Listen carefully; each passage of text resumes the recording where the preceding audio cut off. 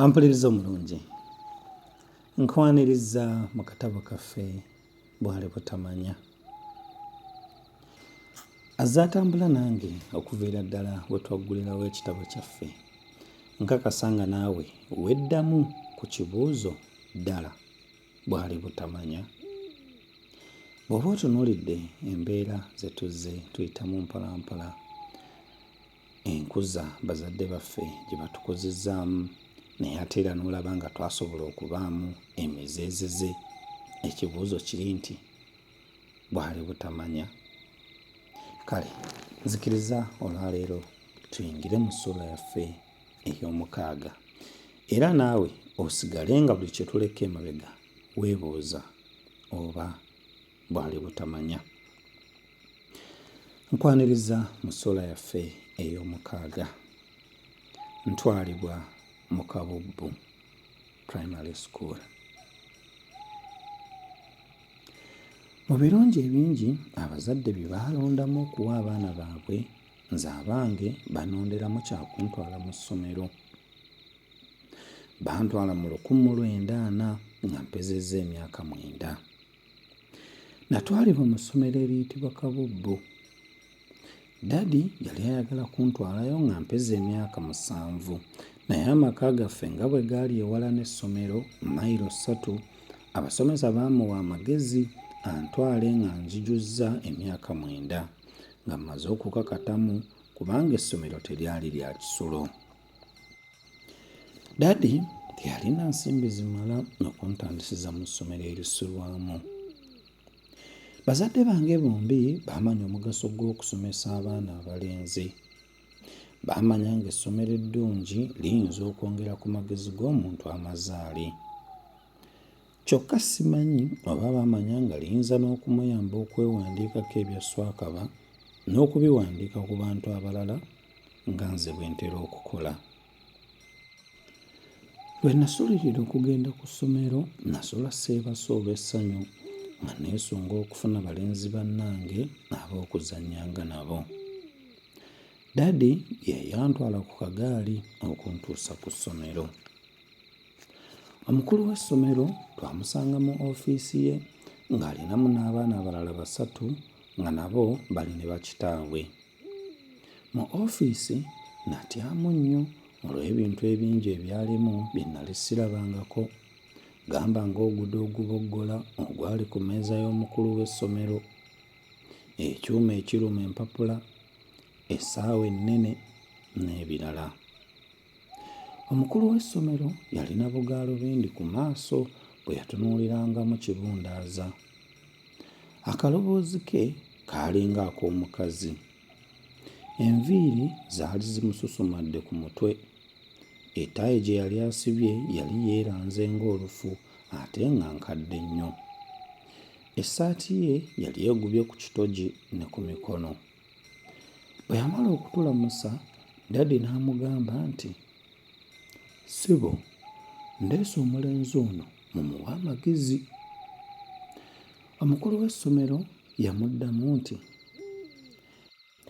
"Ffe wano tetufuka magezi mu mwana nga bwe bafuka omwenge mu kita. Omwana tumuyamba buyambi okwongera ku magezi g'amazaale." Bwe yamala okwogera ebyo n'ayita omulenzi omu eyali wabweru n'amugamba nti, "Twala omwana oyo mu kibiina awandiikibwe." Dadi yaleka bantwala mu kibiina n'addayo. Nawulira bubi nnyo nga ndaba ndeka mu bantu be nnali simanyi. Mu kibiina nasangamu abaana nga 3 nga bakuba emmeeza. Mu bo mwe nawulira eyagamba banne nti, "Akalenzi akalala kaako kazze kokka, bwe tunaafuluma nga nkayisaamu olugaayo." Bye twakola ku olwo lwe bampandiika sibijjukira. Mu nnaku entono ezaddirira omusomo gwatandika okubumbujja. Ekyasooka okunnyiga mu ssomero y'enjala, anti tebaatuwanga kyamisana. Abaana abaabanga n'ensimbi beeguliranga ebinyeebwa, kabalagala, ffene ne basiibirira ebyo. Nze we naliiranga ku mmere nga nzizeeyo eka ng'enjala eyagala kunzita bussi. Kye natya ku ssomero okusinga enjala bwe buggo. Omwana yenna eyatuukanga kikeerezi ku ssomero, abasomesa n'abaana baakuyitanga kutuuka leeti ng'akubwa bukubwa. Omusomesa abaana gwe baatuuma Kireku olw'okumusanga mu kkubo n'endeku y'omwenge ate nga mutamiivu wa lubeerera, ye yasinganga okwagala okutukuba. Ye mu kutukuba alinga ataagendereranga kutubonereza lwa kuzza misango wazira okwesanyusa. Omanyi waliwo abantu abawulira essanyu nga balumya bantu bannaabwe oba ebisolo. Kireku yasomesanga mu kibiina kya kusatu.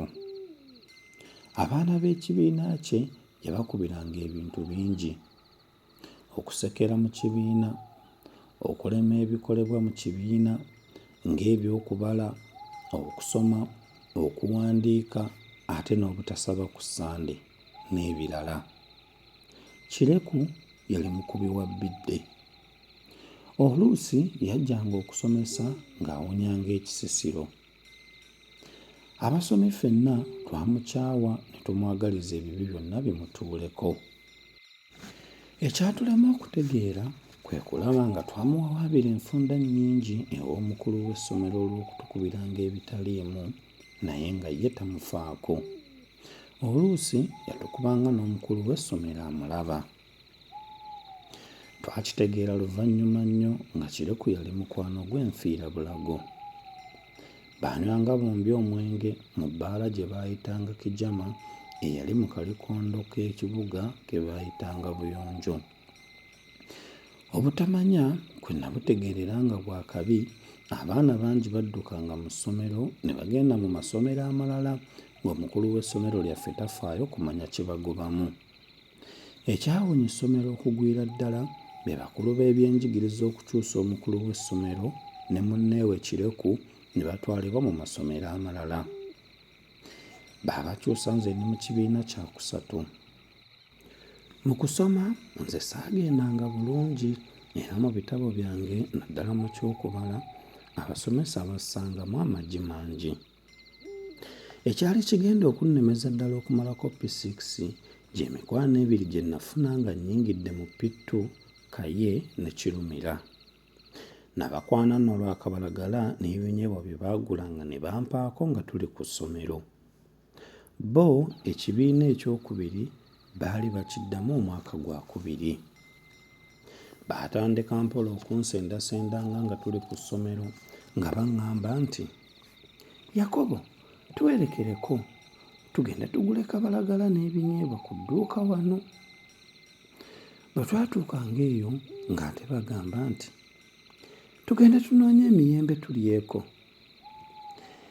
Essaawa nga bw'eterina gwerinda baalabanga obudde obw'okudda mu kibiina okusoma butuyiseeko nga baŋŋamba nti, "Yakobo, bw'onoddayo mu kibiina Kireku ajja kukusabula obuggo ne nnyoko omuyite. Ffe tugenze kunoonya miyembe." Bwe nawuliranga okusabulwa obuggo nga nange mbagoberera nga tugenda kunoonya miyembe mu kyalo. Eyo obudde bw'okusoma gye twabumaliranga.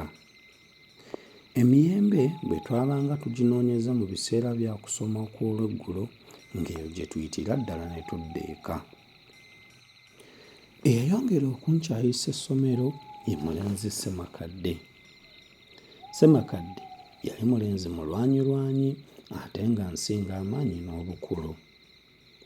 Lumu nali muyitako mu luggya lw'essomero nga tuwummuddeko, n'afunya eŋŋumi n'aginsembereza ku nnyindo nga bw'agamba nti, "Giwunyeko musosolandaggu." Bwe namusooza n'ankubira ddala ku mutwe eŋŋumi kasunsumulira. Saalwa ne ŋŋenda muwawaabire ew'omusomesa w'ekibiina kye. Omusomesa yanziramu nti, "Gwe tolina mikono, lwaki tomukubye?" Okuva olwo nga ntandikira ddala okutya Ssemakadde n'okukyawa essomero. Ekyankyayisa essomero, abasomesa tebaafaayo kukimbuuza mu ngeri ya buzadde oba mu mukwano yadde okukibuuza ddadi oba mami. Bansabulanga buggo bwokka buli lwe bandabangako ku ssomero okutuusa lwe naguba nemba nga sikyabutya. Bwe navanga eka ng'abakulu balowooza nti ngenze ku ssomero so nga ngenze kusiiba mu makubo oba mu nsiko nga nzannya. Bwe twakwataganako ne kaye oba kirumira ng'obudde eka bunaatuuka tetumanyi. Twanoganga emiyembe, amapeera, ffene ne tubirya, embuto ne zibwegera ng'ezaawundizaala. Sukaali gwe twaliisanga emiyembe emito kaye yamubbanga ewaabwe. Oluusi yabbanga kitundu kya laatiri. Bwe tubadde n'ensimbi okugula kabalagala oba amandaazi nga nabyo tussa mu mbuto. Waliwo lwe nakuba empiiyi n'ensuza ddadi ne mami nga batunula. Bwe bambuuza ekindwaziza olubuto nabaddamu nti, ku ssomero waabaddeyo abagenyi, abakulu nange ne bampa ku binnonnoggo bye baabafumbidde. Lumu nava eka nga njolekedde essomero ne ŋŋenda nga nnyimirira buli wantu. Bwe natuuka ku ttale ne nsanga akalenzi lwa Cwende nga kalunda ennyana. Naye nkayitako ne kaŋŋamba nti, kalenzi ggwe nkukutte ekigwo. Bannange mbabuulire, ku nsi tekuli ayagala kunyuumibwa mu ngeri yonna, kubanga newankubadde Ssemakadde yali anfudde enva ze ku ssomero, naye lwa Cwende saayagala nkuba entiisa.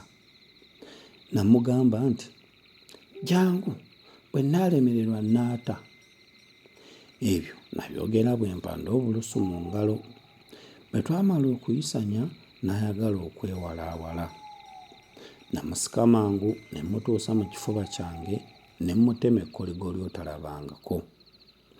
Bwe nawulira nga musobola bulungi ne nnoonya akafo aw'okumwalirira. Yagenda okulaba ng'ali ku ddimwa, ng'enkoona enywedde. Nagenda okuwulira ng'akaaba nti, ayi maawe, ekyana ky'omuganda kyanyita kirikaata. Bwe yava wansi ne mmugamba nti, tuddiŋŋane. Yanziramu nti, ennyana zijja kuwona mu ndimiro z'abandi. Bwe yamala okwogera ebyo nze ne nkwata amakubo gange. Ampuliriza mulungi, nzikiriza tujja kufundikirira awo olwaleero olwakadde akatuliiridde empiiga. Sijja kusukkawo awo naye nkakasiza ddala nga wennyini ku kigo kuula amalungi kinali mmaze okusabula lwa Ncwende we tujja okusinziira tulabe biki ebyaddirira. Akuume atakuumira mpeera.